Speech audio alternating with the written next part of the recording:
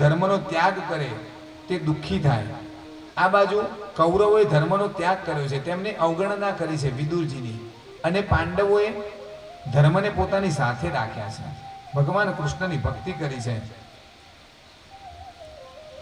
આ બાજુ ઉદ્ધવજી યમુના તટ ઉપર વિદુરજીને મળ્યા, અને ત્યારે વિદુરજી આ બધા ઉદ્ધવજીના જે સમાચાર હતા, વિદુરજી ત્યાંથી નીકળી ગયા હતા, તે બધા સમાચાર આપ્યા કે યુદ્ધનો વિરામ થઈ ગયો. આવી રીતે પાંડવો અને કૌરવો ત્યાંથી ચાલી ગયા. આ બધા જ સમાચાર ઉદ્ધવજીએ ત્યાં આપ્યા. અને ઉદ્ધવજી તે ભગવાન કૃષ્ણના પરમ મિત્ર હતા, બાળપણના. અને ત્યારે જ્યારે ઉદ્ધવજીએ પણ ભગવાનની બાળ લીલાઓના વર્ણન કર્યા, અને ઉદ્ધવજીએ ત્યાં આગળ ભગવાનના સ્વધામ ગયાના સમાચાર જેવા વિદુરજીને આપ્યા, અને વિદુરજી ત્યાં આગળ ચોધાર આંસુએ રડવા લાગ્યા છે. વિદુરજી દુઃખી થઈ ગયા. અને ત્યારબાદ ઉદ્ધવજી વિદુરજી કહે કે આપ મને ભગવાનની બીજી લીલાઓ સંભળાવો. ત્યારે ઉદ્ધવજી કહે કે તે સમયે જ્યારે ભગવાન સ્વધામ ગયા, અને સ્વધામ જતી વખતે ભગવાને કહ્યું કે આ ભાગવતજીની અંદર પોતાનું તેજ હતું, તે સ્વધામ જતી વખતે તેમને અહીંયા નિરૂપિત કર્યું. અમે કહ્યું કે હે પરમાત્મા, આપ જશો પછી અમે કોના શરણે રહીશું? ત્યારે ભગવાને કહ્યું કે આ ભાગવતજીની અંદર હું મારા આ તેજને નિરૂપિત કરું છું. જે ભક્ત આ ભાગવતજીની પૂજા કરશે, આ વાંગ્મય સ્વરૂપની પૂજા કરશે, તેનું જીવન ધન્ય બની જશે. તમે જો નિત્ય ભાગવતજીનું સેવન કરો તો અવશ્ય આપણું જીવન ધન્ય બની જ જાય, એમાં કોઈ શંકા નથી. આમ કહેતા વિદુરજી ત્યાંથી આખી રાત બંને વચ્ચે સત્સંગ થયો, સવાર થયો, અને ત્યાંથી વિદુરજી ચાલ્યા ગયા. અને વિદુરજી ઉદ્ધવજી ત્યાંથી ચાલી ગયા, અને વિદુરજી ત્યાંથી હરિદ્વાર ક્ષેત્રમાં જાય છે, અને મૈત્રેય મુનિનો ત્યાં આગળ ભેટો થઈ ગયો, અને મૈત્રેય મુનિ ત્યાં હાજર હતા. અહીંયા કથા 4 જગ્યાએ ચાલી રહી છે અત્યારે. એક તો સુખદેવજી, સૌથી પહેલા શૌનકાદી ઋષિઓ અને વ્યાસજી, એ લોકો વચ્ચે આ સંવાદ ચાલી રહ્યો છે. બીજો સંવાદ સુખદેવજી મહારાજ અને રાજા પરીક્ષિત. આ ત્રીજો સંવાદ મૈત્રેયજી અને વિદુરજી. અને ચોથો અહીંયા આપણે કથા કરી રહ્યા છીએ તે. આ એક જ જગ્યાએ એક કથા 4 જગ્યાએ ચાલી રહી છે, જે આગળ એ લોકો ચર્ચા કરી રહ્યા છે. ત્યારે વિદુર અને મૈત્રેયજીને પ્રશ્ન કરે છે કે વિકૃત અને પ્રકૃત સૃષ્ટિ શું છે તેનું વર્ણન કરીને બતાવો. મૈત્રેયજીની પૂજા કરી હતી, અને ત્યારે તેમને આ ભગવાનના જેટલા એમને આ સૃષ્ટિની ઉત્પત્તિ કરી, તો ભગવાને શું કર્યું? તો ભગવાનના મુખમાંથી લોકપાલ પ્રાગટ્ય થયું છે, તાળવામાંથી વરુણનું પ્રાગટ્ય થયું છે, નસ્કોરોમાંથી અશ્વિની કુમારોનું પ્રાગટ્ય થયું છે, ત્વચામાંથી વાયુનું પ્રાગટ્ય થયું છે, ભગવાનની આંખમાંથી સૂર્યનું પ્રાગટ્ય થયું છે, ભગવાનના ચર્મની અંદરથી લોકપાલ, ઇન્દ્ર, વિષ્ણુ, બ્રહ્મા, ચંદ્ર વગેરે આ બધી ઉત્પત્તિ ભગવાને પોતાના શ્રીઅંગોમાંથી કરી છે. અને ત્યારબાદ વિદુરજીએ આ બધી ભગવાનના નાભીની અંદરથી ઉપરના 7 લોક, ભૂરલોક, ભૂરલોક, સ્વરલોક, મહરલોક, જનરલોક, તપોલોક અને સત્યલોક, ભગવાનની નાભીથી નીચે અતલ, વિતલ, સુતલ, તલાતલ, રસાતલ, મહાતલ અને પાતાલ, આ બધું ભગવાનની તેમના ઉત્પત્તિ તેમના શરીરની અંદરથી કરેલી છે. પછી વૈજ્ઞાનિક દ્રષ્ટિકોણથી પણ આ મૈત્રેયજી અને આ બંનેનો જે સંવાદ ચાલે છે, આ સૌથી આ જે સમજણ આપે છે કે ઘટઘટની અંદર, કણકણની અંદર પરમાત્માનો વાસ છે. તો કેવી રીતે? તો જેવી રીતે ઘડો શેમાંથી બને? માટીમાંથી. એ માટીને જ્યારે કુંભાર પોતાના ચરખાની ઉપર ચઢાવે અને તેને એક આકાર આપે, એટલે તે એક ઘડાના સ્વરૂપે બને. પહેલા માટી હતી, તે સૂક્ષ્મ સ્વરૂપે હતી, હવે તે સ્થૂળ સ્વરૂપની અંદર ઘડાની અંદર પરિવર્તિત થઈ. અને જ્યારે ફરીથી એ ઘડો ફૂટી જાય, એટલે ફરીથી તે માટીની અંદર વિલીન થઈ જાય. એટલે પરમાત્મા તો માટી જે અંશ છે, એ પરમાત્મા દરેક જગ્યાએ તેમનો વાસ છે. તો એવી રીતે આ પ્રકૃતિની ઉત્પત્તિની કથા જણાવી. ત્યારબાદ ભગવાન બ્રહ્માજીએ આ સૃષ્ટિની તો રચના કરી ભગવાને, પણ ભગવાને બ્રહ્માજીને સંદેશો આપી અને બ્રહ્માજી દ્વારા યોગ જ્ઞાનથી મૈથુનની સૃષ્ટિની ઉત્પત્તિ કરી. ત્યારે સૌથી પહેલા ભગવાન સંકલ્પ સૃષ્ટિ આરંભી અને ત્યારબાદ મૈથુનની સૃષ્ટિનો આરંભ કર્યો.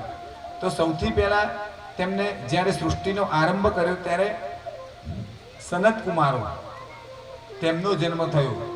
સનત, સનંદન, સનાતન અને સનત કુમાર. ત્યારે તેમને કહ્યું કે હવે આપ સૃષ્ટિની ઉત્પત્તિ કરો, સૃષ્ટિનો વધારો કરો. ત્યારે તે લોકોએ ના પાડી. આ સનત કુમારો જે આપણે સાંભળીએ છીએ કથાની અંદર ગઈકાલથી, આ સનત કુમારો તે 5 વર્ષનું આયુષ્ય હતું. ખૂબ નાના નાના 4 હતા અને ખૂબ વૈદજ્ઞ હતા એ લોકો, અને એ સ્વયં પરમાત્માના સ્વરૂપે હતા. તે ક્યારે 5 વર્ષથી મોટા નતા થતા અને ખૂબ જ તેજસ્વી હતા. ત્યારબાદ સનત કુમારોએ ના પાડી એટલે બ્રહ્માજીને થોડો ક્રોધ આવ્યો. બ્રહ્માજીની ઉત્પત્તિ ભગવાનની નાભી કમળમાંથી થઈ. બ્રહ્માજીએ સનત કુમારોને ઉત્પન્ન કર્યા. ત્યારબાદ તેમને સનત કુમારોએ ના પાડી. એના પછી તેમને ક્રોધ આવ્યો એટલે ક્રોધની અંદરથી અહીંયાથી એક નાના બાળકનો જન્મ થયો અને તે રડવા લાગ્યો. એટલે તેનું નામ પાડવામાં આવ્યું રુદ્ર. રુદ્ર એટલે ભગવાન મહાદેવજીનો ઉત્પત્તિ થઈ. અને જ્યારે રુદ્રએ બ્રહ્માજીને કહ્યું કે સેવા કહો, શું કરીએ અમે, કારણ કે બ્રહ્માજીના પુત્ર હતા, ત્યારે કહ્યું કે તમે સૃષ્ટિની ઉત્પત્તિ કરો. ત્યારે રુદ્રએ સૃષ્ટિની ઉત્પત્તિ કરવા લાગ્યા. તો સૃષ્ટિની ઉત્પત્તિ કરતા કરતા તેમને તો ભૂત, પ્રેત, પિશાચ, આકિની, ડાકિની, રાકિની, વીર, વૈતાલ આ દરેકની ઉત્પત્તિ થઈ ગઈ. બ્રહ્માજી કહે ઉભા રહો, ઉભા રહો, ઉભા રહો. આવી સૃષ્ટિની ઉત્પત્તિ નથી કરવી, લોકો ભયભીત બની જશે. તમે હિમાલયમાં જઈ અને તમે તપ કરો. અને ત્યારે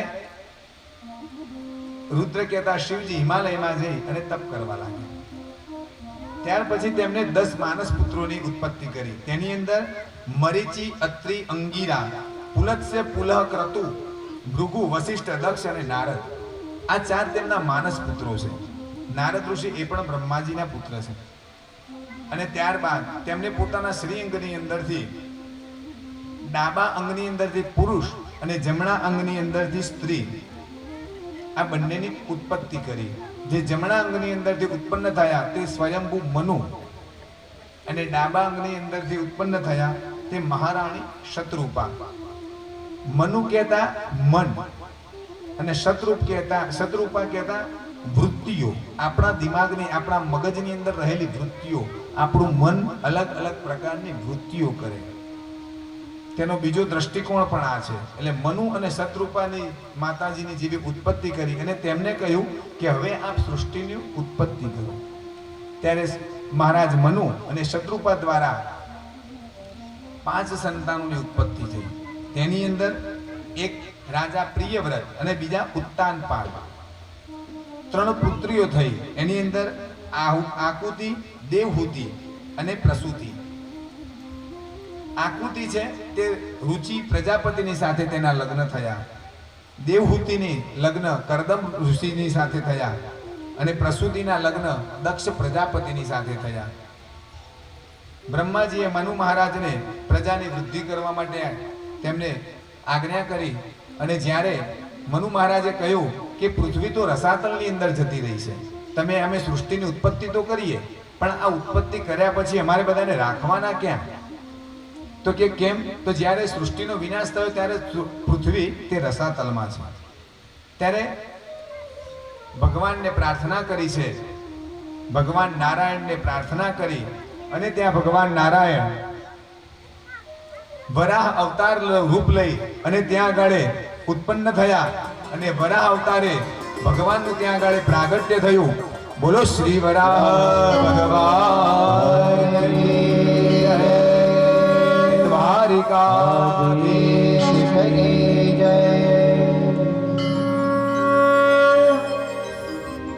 અને આ બાજુ તે વરાહ અવતારની રૂપ ધારણ કરી અને ભગવાન તે પૃથ્વીને સમુદ્ર તળની અંદર વરાહ ભગવાન લેવા માટે જાય છે.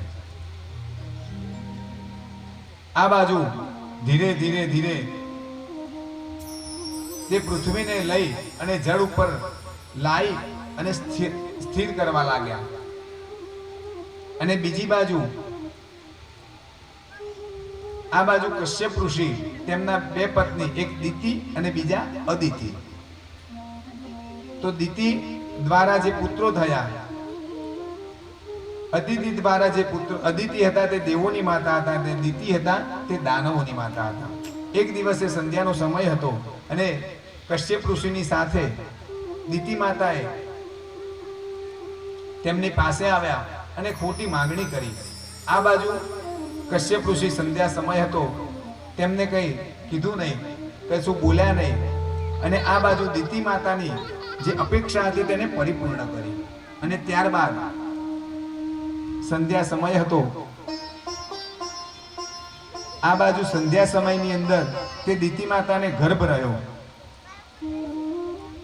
અને તેના કારણે કશ્યપ ઋષિ તેમના ઉપર ખૂબ જ કોપાયમાન થયા અને તેમને શાપ આપ્યો કે આપના ગર્ભથી જે કોઈ પણ સંતાન આવશે તે બધા અસુર આવશે, આતંકવાદીઓ જેવા હશે.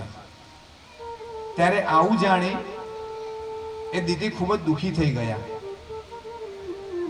અને તે દુઃખી થઈ અને તે કશ્યપ ઋષિની સેવા કરવા લાગ્યા. આમ કરતા કરતા કરતા તેમને પોતાના ગર્ભને 100 વર્ષ સુધી પોતાના ગર્ભને ધારણ કરી રાખ્યો અને તેમના